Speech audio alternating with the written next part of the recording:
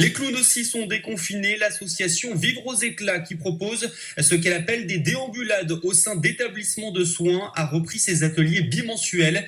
Hier, le rendez-vous avait été pris au foyer d'accueil médicalisé des Tourrais à Craponne auprès de personnes en situation de handicap. Après un point avec le personnel soignant, les clowns présents depuis 2018 adaptent leurs numéros, toujours interactifs et laissant la part belle à l'improvisation afin que chaque résident puisse en tirer quelque chose de positif.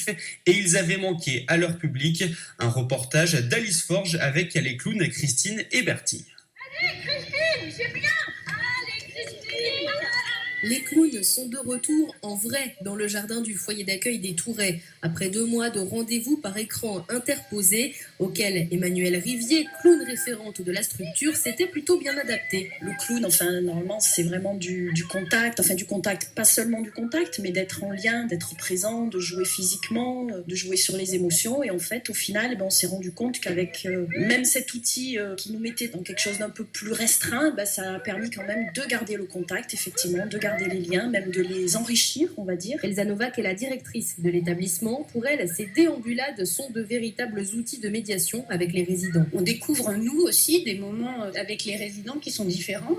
Parfois, des résidents qui s'expriment d'une manière différente avec les clowns qu'avec le personnel éducatif. Donc ça nous permet aussi, nous, de partir sur des pistes de travail avec les résidents et puis les usagers du service d'accueil de jour. C'est un plus pour nous dans l'accompagnement éducatif. En tout cas, il y en a qui ne cachent pas leur joie. Écoutez Anne, 30 ans. Ça me fait du bien de les revoir. On rigole, on plaisante. Moi, ça me fait plaisir qu'ils sont là aujourd'hui.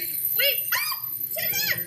C'est l'heure de nous dire au revoir. Emmanuel et son ami Trund reviendront dans 15 jours pour une nouvelle séquence de fantaisie partagée. L'association Vivre aux éclats, qui existe depuis 1996, intervient aussi dans 9 établissements gériatriques et 3 établissements pédiatriques.